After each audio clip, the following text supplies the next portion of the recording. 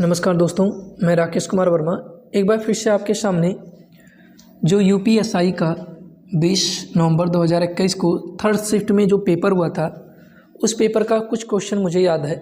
तो वही क्वेश्चन मैं आपको बताना चाह रहा हूँ और मेरे बताने का मोटिव ये है कि आपको मैं बता सकूँ कि कौन कौन से चैप्टर आपको तैयार करके जाना है। देखिए, मैं पेपर दिया हूँ, मुझे जहाँ तक उम्मीद है कि अगर आप वो चैप्टर पढ़ के जाएँ, उसको सिर्फ रिवाइज कर लें तो कहीं ना कहीं टॉपिक आपकी क्लियर हो जाएंगी।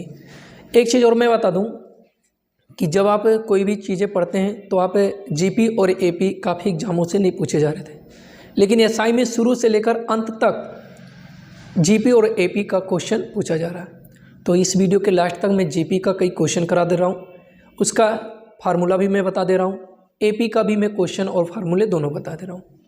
देखिए, आपका जो क्वेश्चन आया था, इससे पहले मैं आपको बता दूं कि इसमें सबसे इम्पोर्टेंट क्वेश्चन जो सबसे ज़्यादा बनना है वो सिंप्लीफिकेशन का ही बनना है। दोस्तों, सिंप्लीफिकेशन से कई क्वेश्चन आपको मिल रहे हैं। अब सिंप्लीफिकेशन में आप छोटे से बाड मास को ही मत लीजिएगा। बाड मास हुआ, नंबर हुआ, रिमाइंडर थ्योरम हुआ, नंबर का गेम हुआ, तो इस तरह से काफ़ी लंबा टॉपिक यानी एचसीएफ एलसीएम से भी हुआ। तो ऐसे क्वेश्चन आपके पूछे जा रहे हैं दोस्तों। तो आपको ये ध्यान देना है कि सिंप्लीफिकेशन के साथ साथ सबसे इम्पॉर्टेंट पॉइंट आया है यूनिट डिजिट, जो करीब 2 क्वेश्चन 3 क्वेश्चन 2 क्वेश्चन पूछे जा रहे एग्जाम में। तो आपसे मैं रिक्वेस्ट करता हूँ कि मैं इस वीडियो के डिस्क्रिप्शन में यूनिट डिजिट का 2 वीडियो में बनाया हूँ, उन दोनों वीडियो को ही आप सिर्फ देख लो ना, तो मैं पूरी गारंटी बता रहा हूँ, एक भी यूनिट डिजिट का क्वेश्चन नहीं जाने वाला, कहीं पर एक भी क्वेश्चन इधर उधर नहीं होने वाले। बस सिर्फ उन दोनों वीडियो को आप आराम से पढ़ लीजिए, ज़्यादा नहीं, 11 मिनट और 18 मिनट के 2 वीडियो हैं, 2 पार्टों में बताया हूँ। बस उसको आप थोड़ा सा क्या कीजिए, 2x पे 1x पे जिस पे आपकी इच्छा हो उस पर आप देख लीजिए। देखने के बाद अगर यूनिट डिजिट का सिर्फ ऐसा ही नहीं, किसी भी एग्जाम में अगर कोई भी क्वेश्चन बच जाएगा यूनिट डिजिट का, तो मुझे बताना या चैनल को अनसब्सक्राइब कर देना, कोई दिक्कत नहीं। तो अब मैं आपको बता रहा हूँ, उन चीज़ों को पढ़ लीजिए। कौन से क्वेश्चन आपके एग्जाम में आए थे? आया था 257 का होल पावर 151 का यूनिट डिजिट बताइए, ये क्वेश्चन था।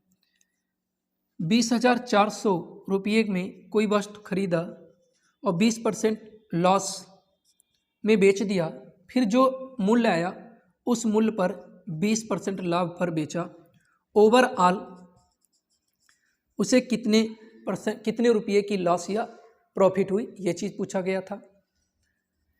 सीआई से भी क्वेश्चन आया था, एसआई से भी क्वेश्चन आया था, सीआई एसआई का कम्बिनेशन करके आया था। डीआई का क्वेश्चन आया था दोस्तों, डीआई का क्वेश्चन कंपनी करके था, XYZ 3 कंपनियां हैं जो टी शर्ट बनाती हैं, और अच्छा कैलकुलेटिव नहीं था। और मैं आपको बता दूं कि ए किसी काम को 102 दिन में, बी उसी काम को 152 दिन में, या ऐसे दिया था 153 दिन में कर सकता है, तो दोनों मिलकर कितने दिन में कर सकते हैं? दोस्तों, टंकी और नल और टंकी का भी क्वेश्चन आया था। नल और टंकी का जो क्वेश्चन आया था वो क्वेश्चन क्या है, तो मैं बता रहा था आपको कि नल और टंकी का भी क्वेश्चन, बीच में आवाज़ होने की वजह से रुकना पड़ा, नल और टंकी से संबंधित, लेकिन इसका डिजिट बहुत बड़ा दिया था। जैसे 7788 ए कोई नल है जो 778 घंटे में किसी टंकी को भर सकता है, और बी कोई नल दूसरा है जो टंकी को 500 ऐसे कुछ घंटे में खाली कर देता है। ये दोनों को एक साथ खोल दिया जाए तो टंकी कितने घंटों में खाली हो जाएगी। तो इस तरह से क्वेश्चन दिया था दोस्तों। HCF से एक क्वेश्चन दिया था कि 2 संख्याओं का मासा HCF 31 है, जबकि उनके एलसीएम का फैक्टर 18 और 11 है, तो उसमें स्मॉलेस्ट नंबर क्या होगी? तो मेरे दोस्तों, अगर 31 HCF है तो नंबर कुछ इस तरह से हो जाएगा, और एलसीएम इनका 31 गुणे x गुणे y हो जाएगा। तो इसके अकॉर्डिंग देखा जाए तो इसका 3 फैक्टर एलसीएम में देखा जाए, तो एलसीएम में जो वैल्यू आएगा तो ये 2 फैक्टर तो हो गया, यानी 31 भी इसमें आएगा। तो यहाँ पर अगर हम देखें तो 31 हो जाएगा, x की जगह p हो जाएगा, y की जगह p हो जाएगा। फिर मल्टीपल दोनों का कर लीजिए, दोनों का मल्टीपल करने से आपको बड़ा और छोटा का पता चल जाएगा। एक शायद आएगा 662 और एक आएगा 558, तो ये 558 आपका आंसर था दोस्तों। एक और क्वेश्चन था क्या कि किसी वस्तु का अंकित मूल्य जो मैंने अभी आपको बताया था 1600 रुपये हैं और उस पर 23% और 24% का कार्मिक छूट देने के बाद वस्तु का विक्रय मूल्य क्या होगा। दोस्तों एक बार वीडियो भी बनाया हूँ, माइक सही से बैठा नहीं था जिसकी वजह से वो पूरा का पूरा मेहनत ख़राब हो गया। मतलब आधे घंटे का वीडियो बना के पूरा का पूरा मेहनत ख़राब हो गया, फिर से ही रिटर्न में बना रहा हूँ। तो देखिए आपके लिए मैं परेशान हूँ, तो आप भी अगर चैनल पे नए हों तो सब्सक्राइब कर लिया कीजिए ताकि जो भी रहे आपके हित के लिए, आपके फ़ायदे के लिए। ऐसा तो है नहीं कि मैं जो चीज़ें आपको दे रहा हूँ वो आपके टाइम को वेस्ट करने के लिए, आपका मजाक बनाने के लिए, ऐसा कुछ नहीं। कोई मजाकी वीडियो नहीं है, फ़नी वीडियो नहीं है, बस आपको कुछ चीज़ें जो देखने के बाद आप कहीं ना कहीं कुछ सीखेंगे, ऐसी चीज़ सीखेंगे जो आपके हित में हो। ठीक है दोस्तों, तो चलिए ये क्वेश्चन था, तो आप ये वाला फार्मूला लगा लेते, x + y + x × y / 100। Overall आपको परसेंटेज पता चल जाता, प्लस माइनस में आता तो हानि होता और प्लस में आता तो लाभ होता दोस्तों। तो फिर इस तरह से आप चीज़ों को लगा सकते थे। एक क्वेश्चन और भी देख लीजिए कि किसी भी बेलन की त्रिज्या 42.5 सेंटीमीटर मीटर में दिया था मीटर, और उसकी हाइट जो थी 144 मीटर। देखिए एग्जैक्ट कहीं ना कहीं डाटा हमको थोड़ा सा चेंज करना पड़ेगा। डाटा इसलिए चेंज कर रहे हैं दोस्तों कि कहीं ना कहीं आप कोई परेशानी ना आए चैनल पे, इसी वजह से इस तरह से दिया था। कैलकुलेटिव क्वेश्चन था और उसका हमसे आयतन पूछ रहा था। तो देखिए मैं बेलन की बात अगर पूछा जा रहा तो बेलन का मैं डायरेक्टली फार्मूला आपको बता दे रहा हूँ। वक्र पृष्ठ पूछे, जिसको आप वक्र पृष्ठ कहते हो, वक्र पृष्ठ, या क्षेत्रफल पूछे, पृष्ठीय क्षेत्रफल जिसको आप पृष्ठीय क्षेत्रफल कहते हैं, तो अगर पूछेगा तो 2πr/h लगाइएगा। अगर वक्र पृष्ठ का आयतन आपसे पूछ रहा है, बेलन का आयतन पूछ रहा है, वॉल्यूम ऑफ सिलेंडर, तो आप πr² लगाइएगा दोस्तों। ये हो गया आपका किसका, सिलेंडर का। लगे हाथ में आपको शंख कोण का भी बता दे रहा हूँ। कोण की बात करें, थोड़ा तबियत नहीं सही है, कोण की बात करें तो वक्र पृष्ठ पूछेगा तो वक्र पृष्ठ का जो फार्मूला होता है वो πrl होता है, जहाँ पर l तिरछी ऊंचाई होती है। तिरछी ऊंचाई का मतलब ऐसा सिलेंडर होता है, सिलेंडर में कोण में ये l होता है, ये h होता है, ये r होता है। तो पाइथागोरियन से किसी का मान मालूम रहेगा तो आपको आराम से मालूम हो जाएगा। अगर इसका आयतन पूछता है तो 1/3 πr² लगा सकते हैं। ठीक है, तो इस तरह से मैंने आपको कोण का भी, शंकु का भी बता दिया। गोले की बात करते हैं, अगर गोले की बात करते हैं तो गोले का वक्र पृष्ठ 4πr² यूज किया जाता है, आयतन 4/3 πr³ यूज किया जाता है। ये वक्र पृष्ठ होता है और ये आयतन होता है दोस्तों। और कभी कभी पूछता है अर्धगोले। अर्धगोले का मतलब कि प्याला यानी कटोरा, अर्ध कटोरा यानी प्याला की बात करेगा इस तरह से, तो यही चीज़ हो जाएगा 3πr² वक्र पृष्ठ। ये वक्र पृष्ठ की बात कर रहा हूँ। और अगर आयतन की बात करेगा तो 2/3 πr³ हो जाएगा दोस्तों। इसका सेंटीमीटर क्यूब या यूनिट क्यूब होगा, इसका सेंटीमीटर स्क्वायर या यूनिट स्क्वायर, सेम वही यूनिट यहाँ पर भी होगा। तो इस तरह से फार्मूले को भी मैंने आपके सामने रख दिया, बस आपको रिवाइज करने की ज़रूरत है। ठीक है दोस्तों, अब यहाँ पर आ जाता है तो इसका आयतन आप आराम से निकाल सकते हो। ठीक है, एक क्वेश्चन आया था, 2 क्वेश्चन थे स्पीड एंड टाइम से। स्पीड एंड टाइम से क्या था कि एक मुझे याद है 865 मीटर लंबा कोई ट्रेन था, ऐसे कोई ट्रेन था, 800 मीटर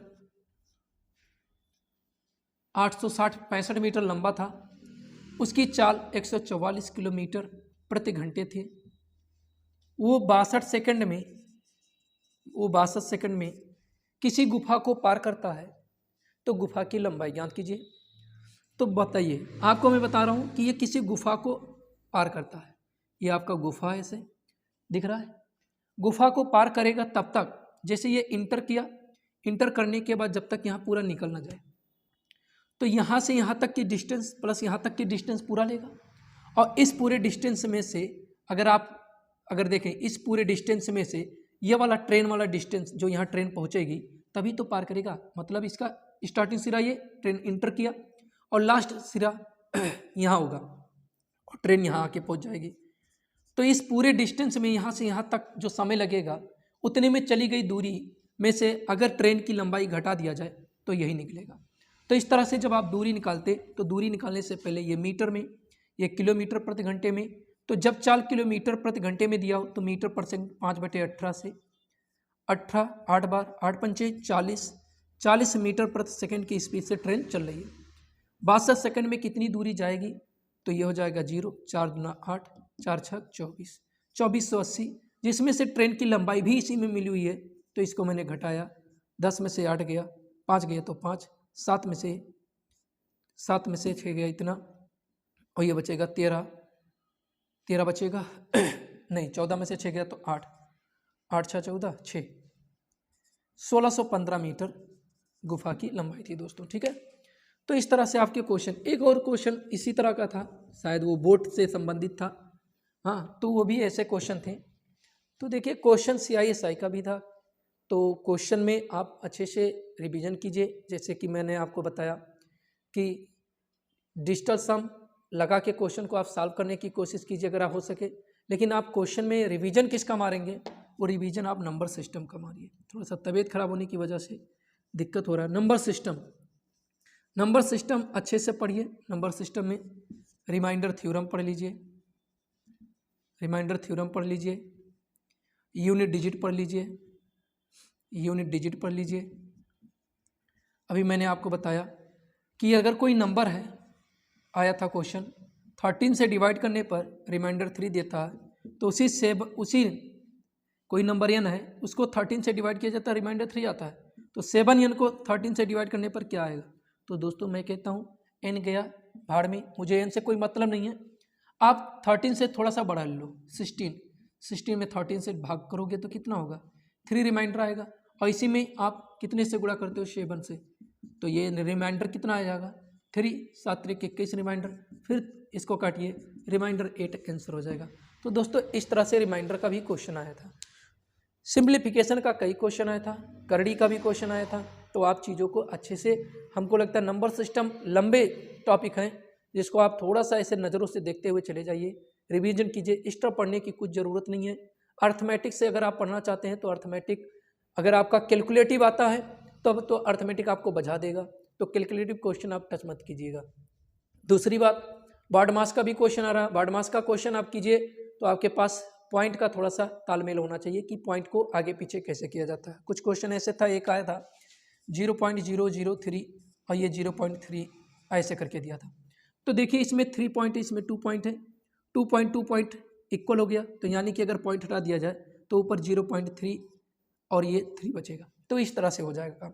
तो कहीं ना कहीं आपको अपना तरीका, हमें हमारा तरीका, नहीं आपको पसंद तो दोनों में सबसे ज़्यादा पॉइंट देखिए 3 अंकों के 3, तो 1000 से गुणा 1000 से भाग कर दीजिए, ऊपर 3 हो जाएगा, नीचे 30 हो जाएगा, 3 दाम 30, 1/30 हो जाएगा, 1/10 हो जाएगा, सॉरी। तो इस तरह से क्वेश्चन थे, ऐसे पॉइंट करके था 0.003 डिवाइड 0.03, फिर ऐसे ब्रैकेट्स लगे थे 0.002 प्लस 0.2 और ये इधर कहीं दिया था 0.5 और लास्ट में दिया था x। तो इसका वैल्यू पूछ रहा था, लास्ट में दिया था x दिया था, या बीच में ही कहीं x दिया था। तो इस तरह से क्वेश्चन को सॉल्व करना था। एक्चुअल में इसका आंसर जो आ रहा था 0.5 ही आ रहा था, सॉल्व करने पर मैंने पाया था तो 0.5 पाया था। तो दोस्तों कहीं ना कहीं आपको चीज़ें अच्छे से मालूम होनी चाहिए। अगर देखें तो रीजनिंग में कोडिंग, डिकोडिंग, एनालॉजी, उसके बाद सीरीज से कई क्वेश्चन, 4 से 5 क्वेश्चन, कथन निष्कर्ष जो बड़ा सा लंबा सा कथन निष्कर्ष लिखता है, और उस स्टेटमेंट वाला स्टेटमेंट जिसमें स्टेटमेंट लिखता है। और उसमें मैं आपको बता दूं तो टेबल पे बैठा हुआ कुछ व्यक्तियों का समूह था, लाइन में पंक्ति में बैठी हुई व्यक्तियों की कुछ समूह थी, लेफ्ट राइट में कौन बैठा, किसके सामने मुख करके बैठा, ऐसा भी क्वेश्चन आया था। कैलेंडर का एक क्वेश्चन था, और फिर क्लॉक से कोई क्वेश्चन नहीं आया था, क्लॉक से कोई क्वेश्चन नहीं था, कैलेंडर से क्वेश्चन था। उसके बाद फिर मैं आपको बता दूं, कोडिंग डिकोडिंग पूरा जितना आप कोडिंग डिकोडिंग पढ़े हो जानते हो उतना पूरा का पूरा फॉर्मेशन उसका आया था, हर एक क्वेश्चन। क्योंकि मैथ में कुछ रीजनिंग आ जा रहा है और रीजनिंग में जीएस आ जा रहा है, मतलब 40 मैथ में रीजनिंग डाल दे रहा है और 40 जीएस में, 40 रीजनिंग में कुछ ना कुछ जीएस डाल दे रहा है। मैंने क्वेश्चन पाया तो इससे हमको मिला। तो दोस्तों आपको क्या करना है, बस आप फ्री माइंड में रहिए, चीज़ों को अच्छे से सीखिए और समझिए। चलिए हम आ जाते हैं जीपी और एपी की बात कर लेते हैं, जो कि सबसे इंपॉर्टेंट पॉइंट बनना है। हर एक एग्जाम, मतलब जितना एग्जाम हो रहा है, हर एक पेपर सेट में जीपी और एपी का क्वेश्चन आ रहा है मेरे दोस्तों। मेरे में भी क्वेश्चन आया था वो एपी का क्वेश्चन क्या था, वो एपी का क्वेश्चन था कि यदि किसी 3 नंबर वाली अंकों का योगफल निकालिए, 3 अंकों वाली की संख्याओं का योगफल निकालिए, जिसमें आप 5 से डिवाइड करते हैं, जिसको आप 5 से डिवाइड करते हैं तो रिमाइंडर 4 देता है। तो मेरे दोस्तों आप बताओ 3 अंकों की संख्या कहाँ से स्टार्ट होती है, 100 से। तो 100 को अगर आप 5 से डिवाइड करेंगे तो पूरी तरह से डिवाइड हो जाएगी, 4 रिमाइंडर हमको चाहिए तो 104 हो जाएगा। फिर अगला 109 होगा, फिर अगला ऐसे ऐसे ऐसे ऐसे आपका क्वेश्चन आएगा, ठीक, कोई दिक्कत, 4 रिमाइंडर आएगा डिवाइड करने पर। तो अगर देखा जाए तो लास्ट वाला जो टर्म होगा 999 होगा। अब एपी की बात अगर हम आपसे कर दें तो एपी में फर्स्ट टर्म जो होता है उसको हम लोग ए कहते हैं, और कॉमन डिफरेंस जो होता है, जो कॉमन डिफरेंस होता है जिसको हम डी से कहते हैं, वो T2 माइनस T1 किया जाता है, करके निकाला जाता है।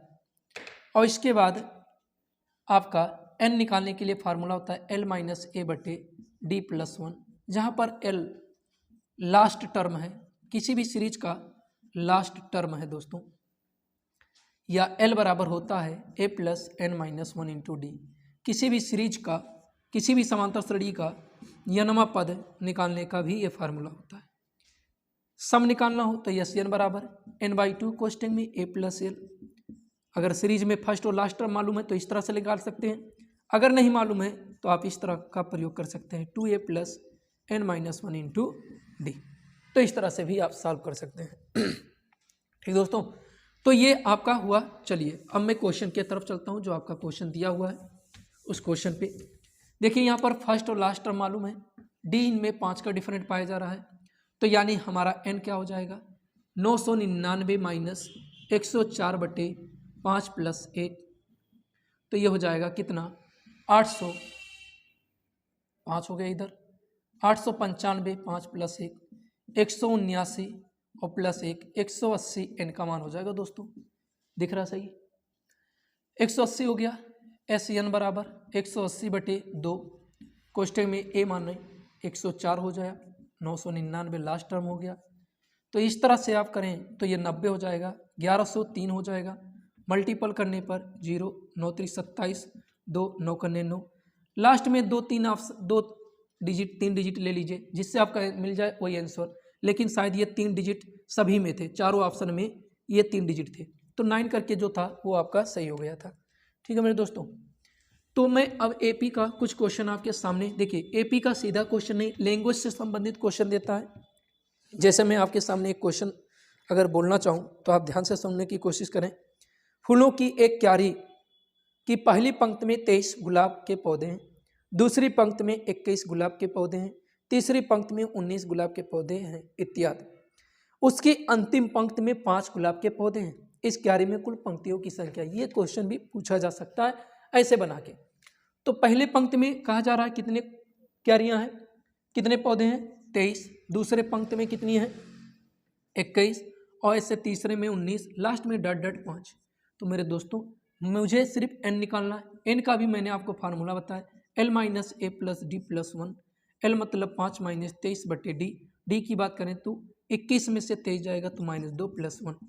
तो इस तरह से -18 बटे -2, 2 9 18 प्लस 1 यानी 10 हो जाएगा आपका क्यारियों की संख्या। एक क्वेश्चन और मैं आपके सामने रखता हूँ, इसी लैंग्वेज पर आधारित क्वेश्चन है। वीडियो आपको अच्छी लगे तो लाइक ज़रूर कर दो, चैनल पर नए हो दोस्त तो सब्सक्राइब कर लो। कुछ एक क्वेश्चन मैं और आपको बता रहा हूँ, सुब्बा राव ने 1995 में 5,000 के मासिक वेतन पर कार्य आरंभ किया और प्रत्येक वर्ष 200 रुपये की वेतन वृद्धि प्राप्त की। किस वर्ष में उसका वेतन 7,000 हो गया? दोस्तों, सुब्बा राव नाम का एक व्यक्ति था जिसने काम करना शुरू किया, और जब काम शुरू करता है तो 5,000 रुपये लेकर शुरू करता है, और ये 1995 में शुरू करता है। दोस्तों, मैं और बता दूं, जीएस में जितनी धाराएं हैं सब अच्छे से याद कर लो, याद कर लो जितनी भी धाराएं हैं, और वो धाराएं जो एफआईआर से संबंधित हों, जो पुलिस लाइन से संबंधित हो, जो जज से संबंधित हो, तो ये सब चीज़ें आप जरूर से जरूर याद कर लो दोस्तों, ठीक है। 5,000 पर कोई व्यक्ति सुब्बा राव था, वो काम को शुरू करता है। अगले वर्ष यानी 96 में 200 रुपये की वृद्धि पा गया, 5,200। ऐसे डॉट डॉट डॉट डॉट वो कितने वर्षों तक काम किया जिससे उसका जो पैसा था वो 7,000 हो जाना था। अभी ये पता नहीं बहुत समय तक ऐसे है, और उधर भी जाएगा, लेकिन मुझे कह रहा क्या कि 7,000 हो जा रहा। तो मेरे दोस्तों, आप ऐसे दो दो का क्रम करके मत जोड़िएगा, आप सिर्फ ये कीजिएगा, ये हमारा, मैं मानता हूँ कि टी वर्षों तक, टी एन वर्षों तक, यानी एन वर्षों तक काम किया। फार्मूला क्या होता है? A plus N minus 1 into D. तो मैंने कहा आपसे ये कितना पैसा हो रहा है जब एन वर्षों तक काम किया? 7,000 हो रहा है। तो यानी ये वाला जो वैल्यू हुआ ये 7 हो जाएगा। यानी मिला जुला के आपको मैं प्रश्न में ये समझा दूं कि सिर्फ मुझे पदों की संख्या यानी एन निकालनी है। तो एन बराबर आपका फार्मूला क्या होता है? एल माइनस ए प्लस डी, एल माइनस ए बटे डी प्लस 1। एल की बात करें तो 7,000 और माइनस 5,000, मिला जुला के आपका 2,000, लिखने की जरूरत नहीं। बटे डी की बात करेंगे तो 200 रुपये की वृद्धि हो रही है, प्लस 1 की 2 करने दो, 10 एक 11, 11 वर्षों बाद उसका जो पैसा था वो कितना हो जा रहा है? 7,000 हो रहा है। ठीक है मेरे दोस्तों, तो इस तरह से आप क्वेश्चन को सॉल्व करने की कोशिश कीजिएगा, और मैं देखता हूँ कोई क्वेश्चन ऐसा। हाँ, एक क्वेश्चन और है, मैं आपको बता दे रहा हूँ, आप खुद लगाइएगा। टीबी सेटों का निर्माता तीसरे वर्ष में 600 टीबी तथा 7वें वर्ष में 700 टीबी सेटों का उत्पादन किया, यह मानते हुए कि प्रत्येक वर्ष उत्पादन में एक समान रूप से एक निश्चित संख्या में वृद्धि होती है, ज्ञात कीजिए प्रथम 7 वर्षों में कुल उत्पादन कितना हुआ। तो भैया मेरे इसका आंसर मैं बता दे रहा हूँ, 4375 आएगा। अगर आपका भी आएगा तो आप हमारे कमेंट में इसका आंसर बताइएगा कि हाँ हमारा भी 4375 आंसर आया था, 7 वर्षों में कुल कितना उत्पादन हुआ था। ठीक है, अब हम आ जाते हैं जीपी में। जीपी से एक क्वेश्चन आया था दोस्तों, गुणोत्तर श्रेणी से। गुणोत्तर श्रेणी में कुछ चीज़ें, गुणोत्तर श्रेणी के फर्स्ट टर्म जो होता है वो ए होता है, दूसरा टर्म ए आर होता है, तीसरा ए आर स्क्वायर होता है, चौथा ए आर 4 होता है, ऐसे डॉट डॉट। अगर हमें एन1 निकालना हो, टी एन निकालना हो तो ए आर पर n-1, क्योंकि जितनवा पद कहते हैं उससे आर का मान एक कम। देखिए दूसरा कहे तो 2 में से एक कम, तीसरा कह रहे हैं तो 3 में से एक कम, तो ऐसे हमें एनवा कहा तो एन में से एक कम। अगर हमसे एस एन पूछता है तो एस एन के लिए हम 2 फार्मूला यूज करते हैं। यदि आर का मान 1 से बड़ा होगा तो हम आर में से 1 को घटाएंगे, तो ए इंटू आर पर n-1 बटे r-1 होगा। अगर हमारा आर का मान 1 से कम होगा तो हम आर को 1 में से घटाएंगे, ए इंटू 1 माइनस आर पर n बटे 1 माइनस आर। हमारा क्वेश्चन जो आया था वो 2/11 का होल स्क्वायर था दोस्तों, ऐसे वो 5/11 का होल स्क्वायर था। थोड़ा डाटा हो सकता चेंज है, लेकिन 2/11 स्टार्टिंग में था, ये मुझे बहुत अच्छे से याद है। हो सकता है 2/11 का होल स्क्वायर ना रहा हो, लेकिन था कुछ ऐसे ही, कोई दिक्कत नहीं है। कह रहा क्या, इसके n पदों का योगफल। तो मेरे दोस्तों a बराबर आपका 2/11 हो गया होल स्क्वायर। r निकालने के लिए हमने कहा r बराबर T2/T1, T2 मतलब दूसरा टर्म बटे पहला टर्म, दूसरा 5/11 का होल स्क्वायर मेरे भाइयों, और ये 2/11 का होल स्क्वायर। तो इस तरह से अगर देखें तो दोनों का होल स्क्वायर है, तो इस तरह से होल स्क्वायर लगा सकते हैं मेरे भाई, बोलिए। और जब होल स्क्वायर लगा दिया हमने 11 तो 5/2 बचा का होल स्क्वायर, मतलब 25/4 हुआ मेरे भाई। तो आपसे मैं रिक्वेस्ट करता हूँ, वीडियो आपको पसंद आए तो चैनल को सब्सक्राइब कीजिए, लोगों में शेयर कीजिए, उनको भी पता चले कि कहीं ना कहीं चीज़ें जो मैं आपको बताया हूँ बहुत ही बेनिफिशियल है दोस्तों। अब मैं आपको बता रहा हूँ क्या, n पदों का योगफल निकालना है। तो यहाँ पर देखें तो 4 छक 24 यानी आर का जो मान है वो 1 से ज़्यादा है। तो एस एन बराबर कौन सा फार्मूला, ए इंटू आर पर एन माइनस वन बटे आर माइनस वन। ए की बात करेंगे तो 2/11 का होल स्क्वायर होगा दोस्तों, और आर की बात करेंगे तो 25/4 का पावर एन माइनस वन और बटे ये आपका 25/4 माइनस वन। तो जब इधर करेंगे तो ये कितना अच्छा होल स्क्वायर था तो हो गया। देखो 4 करने 4, 25 में से 4 जाएगा तो 21/4 बचेगा दोस्तों।